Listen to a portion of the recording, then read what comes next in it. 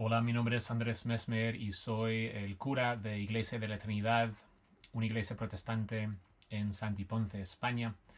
Esta mañana vimos la primera mitad de la vida de José en la prédica. La primera lectura del Antiguo Testamento fue una porción de Génesis 37, pero realmente vimos los capítulos 37 al 41, donde vimos esta mañana en la prédica tres cosas. Número uno, el pecado tiene consecuencias. Número dos, los jóvenes también pueden ser maduros, sabios y santos. Y número tres, en tus peores momentos Dios tiene el control.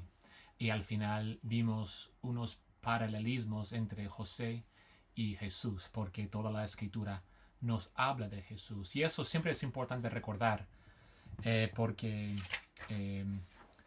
la razón por la cual Dios nos ha dado la Biblia es precisamente para llevarnos al Hijo, al Mesías crucificado y resucitado. Este es el ritmo, digamos, del universo. Todo el universo nos lleva a esto.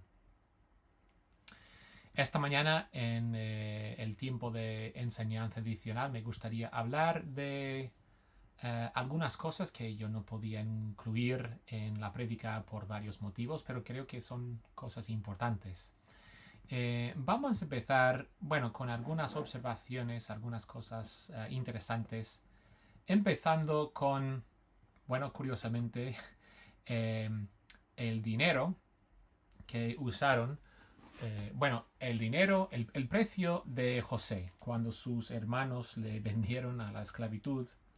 Esto es de Génesis 37, versículo 28. Dice, cuando pasaban los mercaderes madianitas, sacaron ellos a José de la cisterna y lo vendieron a los ismaelitas por 20 piezas de plata. 20 piezas de plata. Ahora, la razón más importante por la cual se incluye este dato en la escritura es para prepararnos para Judas, cuando él vendió a Cristo a los fariseos y saduceos por 30 piezas de plata. Creo que eran de plata, 30 monedas o piezas de plata. Ahora no recuerdo cuál es en el Nuevo Testamento, pero eso es el paralelismo. El hermano inocente vendido a la muerte por dinero. Esto es una prefiguración de Judas. Pero es interesante notar que, según el historiador K.A. Kitchen, él es inglés, él dice que 20 piezas, en otras traducciones tiene otra palabra, como, no recuerdo, a ver si está aquí. No, 20 piezas de plata. Es el precio medio correcto por un esclavo en el siglo XVIII. Antes del siglo XVIII, los esclavos eran más baratos y después costaban más. Pero en el siglo XVIII, que supuestamente es cuando ocurrió esto, o más o menos cuando ocurrió esto, es el precio correcto. Menciono este dato porque es importante recordar que la Biblia es fiable. Esta es una ilustración no muy importante, pero resulta interesante que esto va en contra de una de las tesis más predominantes en los estudios veterotestamentarios, de que el Antiguo Testamento es el resultado de una invención, un mito inventado en el siglo 7, 6 a.C. y que no tiene ninguna veracidad histórica. ¿Cómo pudieron adivinar un milenio después el precio correcto de un esclavo medio en el siglo XVIII antes de Cristo. La razón es porque no es el invento del siglo VI-VII antes de Cristo, sino que refleja realmente la realidad de la época. Bueno, eso quería compartirlo porque hay algunos que dudan de la veracidad de la Biblia y esto es una muestra más de que la Biblia realmente habla la verdad. Ok, quiero hablar del ciclo, la estructura de este ciclo. Cada historia se conoce en el Antiguo Testamento como un ciclo, ¿no? El ciclo de Abraham, el ciclo de Isaac, el ciclo de Jacob, y ahora tenemos el ciclo más grande de Génesis, que es el ciclo de José. Y hemos hablado de las varias estructuras, o por lo menos algunas estructuras, que la Biblia usa para contar una historia. Y creo que nos hemos centrado sobre todo en una estructura quiástica, ¿no? Donde el comienzo y el fin son más o menos iguales, pero el fin, digamos, es el comienzo transformado y transformado a la luz del punto medio, ¿no? La literatura bíblica tiene, digamos, una geografía interna y que podemos ir siguiendo el desarrollo del argumento, ver el punto álgido y ver cómo todo se resuelva para que todo termine tal y como empezó, pero de manera transformada. Y es igual en el ciclo de José. El ciclo de José abarca básicamente los capítulos 37 hasta el 50, unos 14 capítulos. Y hay muchos pasos, ¿vale? Los expertos tienen muchos pasos y de hecho en este caso hay 7 pasos, 7 paralelismos entre las dos partes de la historia, con el punto de inflexión siendo el paso 7 de ambos lados, ¿no? De 7 pasos para llegar al punto álgido y 7 pasos para llegar a la conclusión, y todo es coherente. Yo no voy a hablar de los 7 pasos, yo voy a hablar del principio, el comienzo, el punto de inflexión y el final, pero empieza en el capítulo 7 con una familia disfuncional, una familia dividida, que es un problema muy grande si Dios es un Dios de unión, de comunión. La familia no debería ser así. Ahora, déjame abrir un comentario paréntico para decir que esto es el caso trágico de muchos de nosotros que vivimos con familias divididas. Nunca deberíamos rendirnos a esa realidad. Siempre deberíamos esforzarnos en el poder del Espíritu, buscar la unidad. Y también es la realidad trágica de la Iglesia. La Iglesia actualmente, por lo menos a nivel visible, está dividida y es algo que debería darnos mucha tristeza. Y deberíamos esforzarnos como dice en Efesios 4, esforzarnos para mantener la unidad del Espíritu en el vínculo de la paz, o algo así. Pero bueno, empieza mal. Una casa dividida, no una casa, sino la casa importante, dividida, la casa que ha heredado la promesa que Dios hizo a Abraham, de Abraham a Isaac, de Isaac a Jacob, y de Jacob a sus 12 hijos, o uno de ellos, y vamos a hablar de esto aquí en breve, pero esa casa está dividida y no debería ser así. ¿Cómo termina Génesis 50?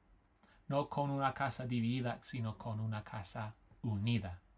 ¿Por qué? Porque José, el hermano ofendido,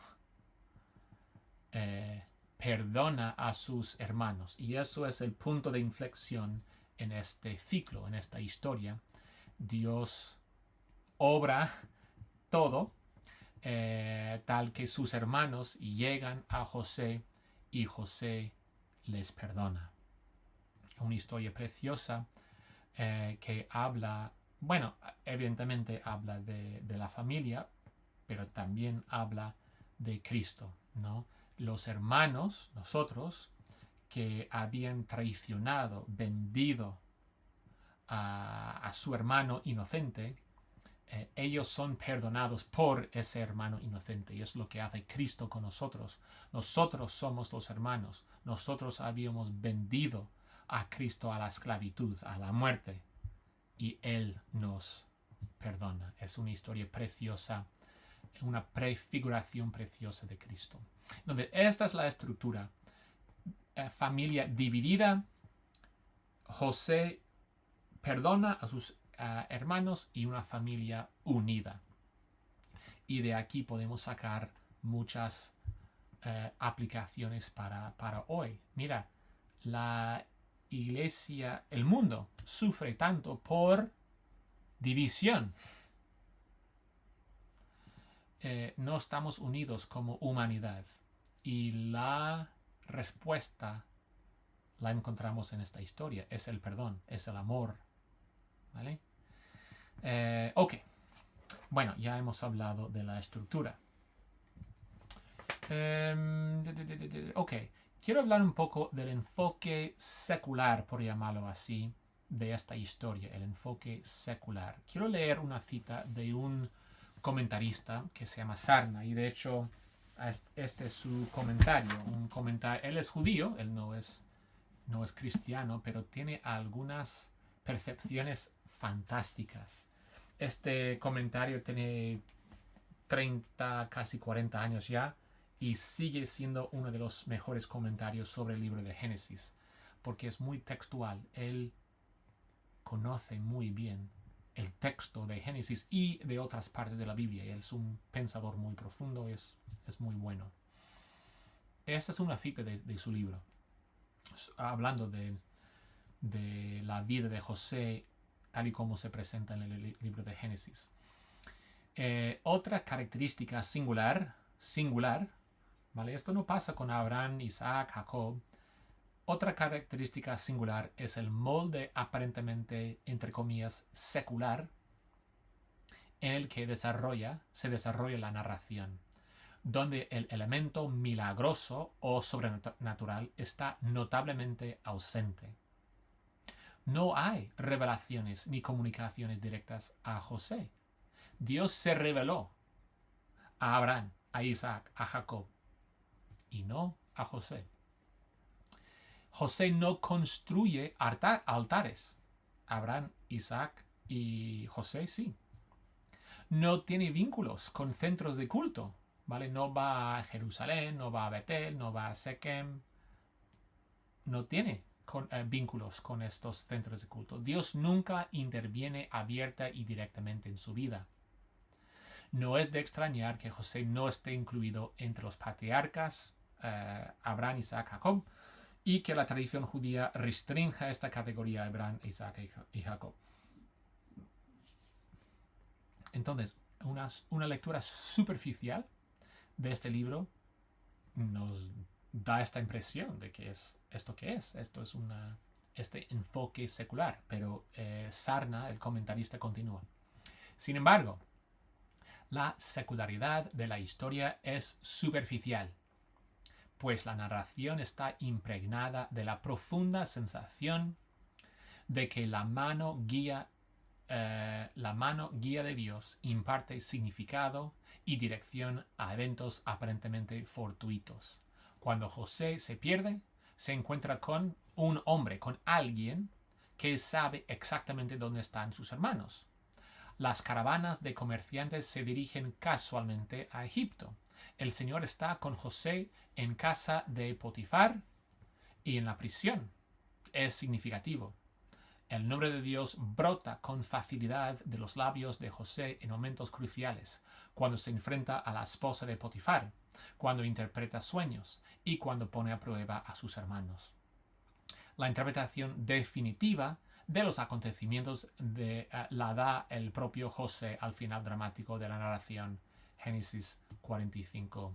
Dios me ha enviado delante de vosotros para asegurar vuestra supervivencia en la tierra y salvar vuestras vidas mediante una liberación extraordinaria. Así pues, no fuisteis vosotros quienes me enviasteis aquí, sino Dios.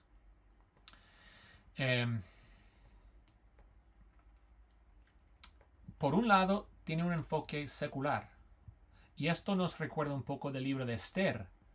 ¿Vale? Una de las razones por las que Esther fue uno de los últimos libros en incorporarse en el canon del Antiguo Testamento fue precisamente por este enfoque aparentemente secular. El libro de Esther apenas menciona a Dios.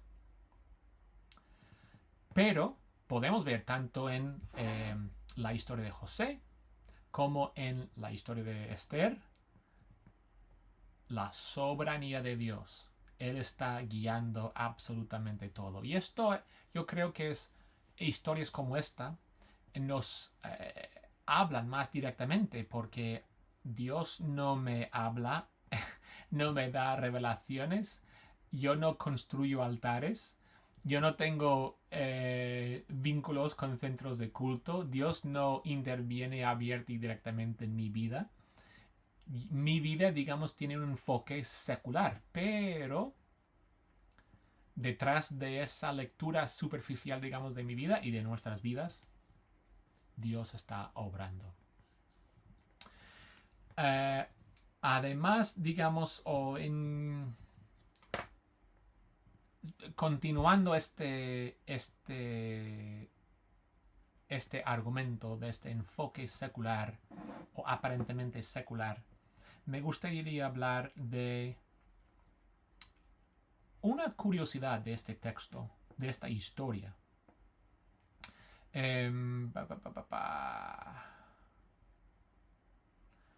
Y es lo siguiente.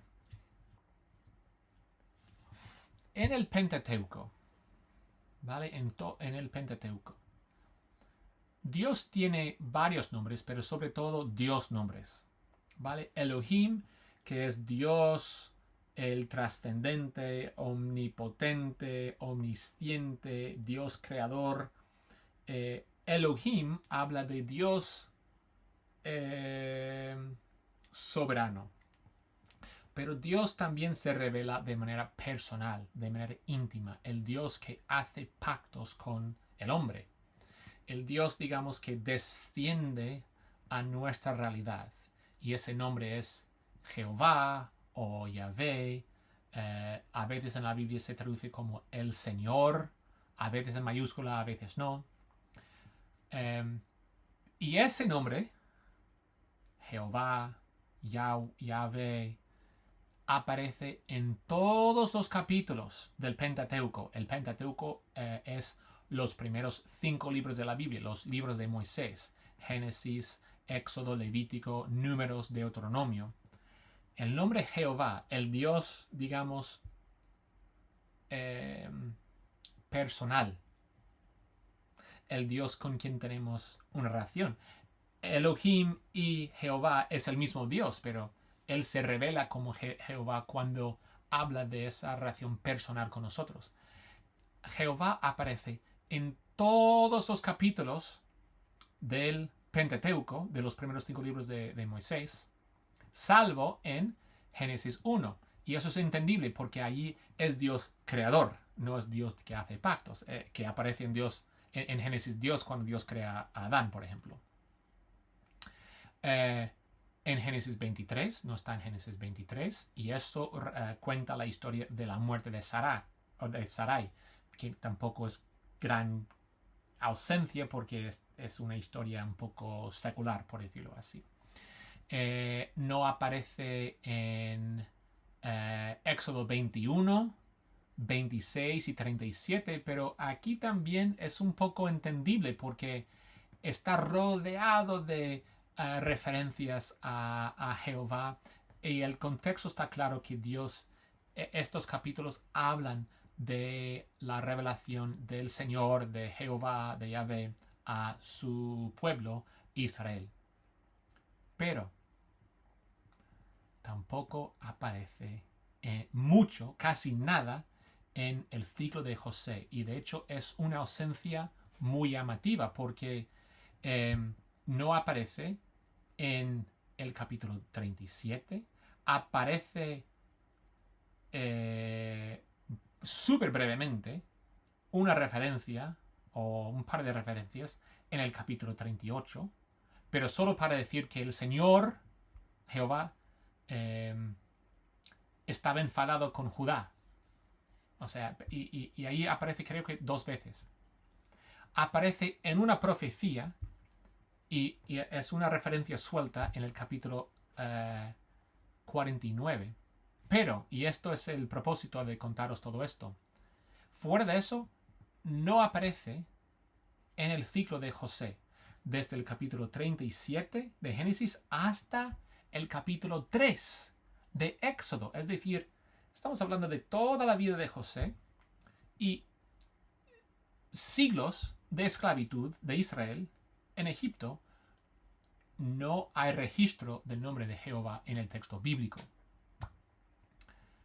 Esto es muy llamativo, esto es una ausencia muy llamativa. ¿Dónde está el Dios personal? El Dios que hace pactos, el Dios involucrado, digamos, en mi vida personal. No está. Y varios comentaristas tienen sus teorías por qué no aparece, pero yo creo que una de las razones por la cual no aparece es esto. Que miren dónde está el pueblo de Dios. El pueblo de Dios no está en la tierra prometida, sino José y luego sus hermanos y luego su padre. Toda la familia está fuera de la tierra de Canaán, está fuera de su hogar, de la tierra prometida. Y hemos visto en capítulos anteriores, si no recuerdo mal, que la tierra prometida es Edén. Están saliendo de Edén. Entonces, cuanto más se aleja el pueblo de Dios de Edén,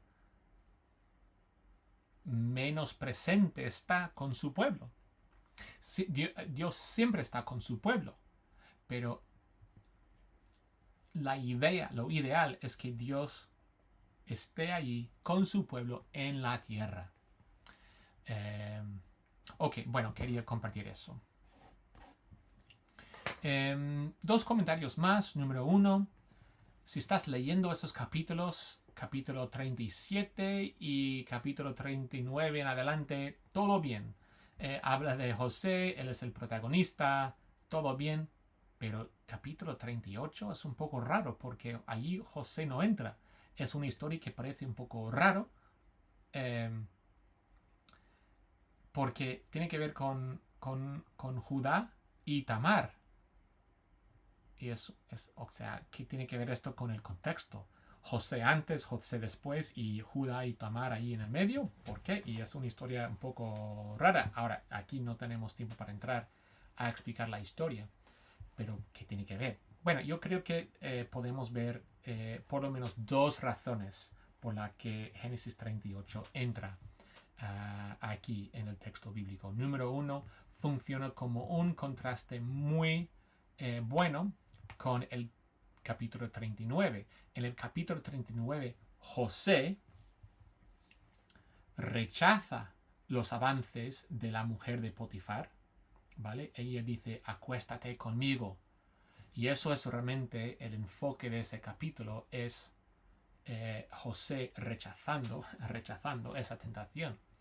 Capítulo 38, el capítulo anterior que tenemos, Judá buscando una prostituta. Entonces aquí tenemos un contraste muy fuerte y esto es una técnica literaria de contraste para recalcar, en este caso, la justicia, la santidad de José. Pero también, número 2, esta historia es importante porque Judá ahora es la persona que va a heredar la promesa de Abraham, Isaac y Jacob. Eso es un poco complicado explicar, pero según la tradición, según la manera en la que funcionaba la familia en la antigüedad, el primogénito es quien heredaba las bendiciones de la familia. Entonces, Abraham a Isaac, el primogénito de su mujer, de Sara, iba a ser de Isaac a Esaú, pero Dios había elegido a Jacob y no a Esaú. Y de Jacob sería los primeros hijos suyos de Lea. Sus primeros 4 hijos son Rubén, Simeón y Leví. Y luego Judá. Son los primeros 4 hijos. Pero hemos visto en capítulo 35, versículo 22, que Rubén se acuesta con Bilhá, la mujer o la concubina, la mujer de Jacob, y eso le quita de medio, que él es un acto tan vergonzoso, tan pecaminoso, que él se demuestra incapaz de heredar las herencias de la familia. Luego, capítulo 34, tenemos a Simeón y Leví matando a una familia, ahora no recuerdo la familia del tribu, no recuerdo de dónde son, pero matando injustamente una familia entera en el capítulo 32, y ellos también, en Sequem es donde ocurrió esto. Por lo que la familia hizo a Dina, la hermana de Simeón y Leví. Y ellos demuestran por su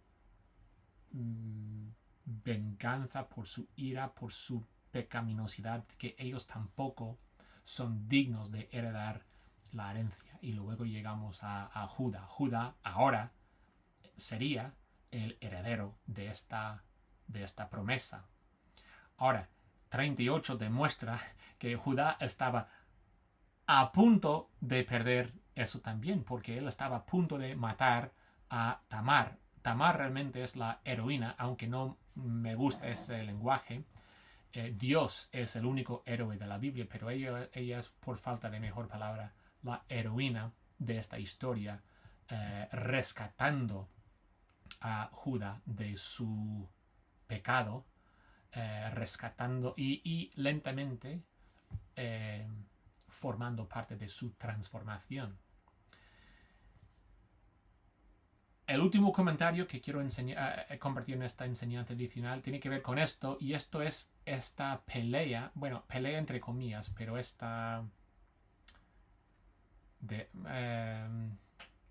pelea, por falta de mejor palabra, que se inicia aquí entre Judá y sus descendientes y José y sus descendientes. José tiene 2 hijos, Manasés y Efraín, y sobre todo Efraín va a representar los tribus del norte, y Judá y sus descendientes van a representar los tribus del sur.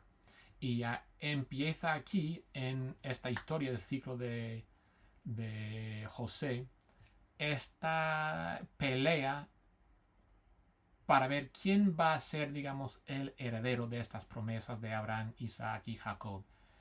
Ya veremos que será a través de Judá, y de Judá viene David, que es por lo menos un cumplimiento de las promesas que Dios hizo con Abraham, Isaac y Jacob, pero que realmente él tampoco era el cumplimiento total de esas promesas. Él también era pecador, y Cristo es el verdadero David, por decirlo así. Bueno, eso es lo que yo quería compartir en este tiempo de enseñanza adicional.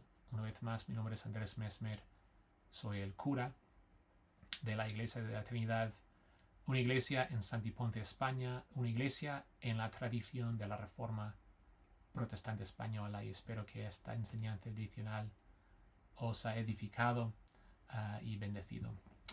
Hasta el próximo episodio, hasta la próxima enseñanza adicional. Adiós.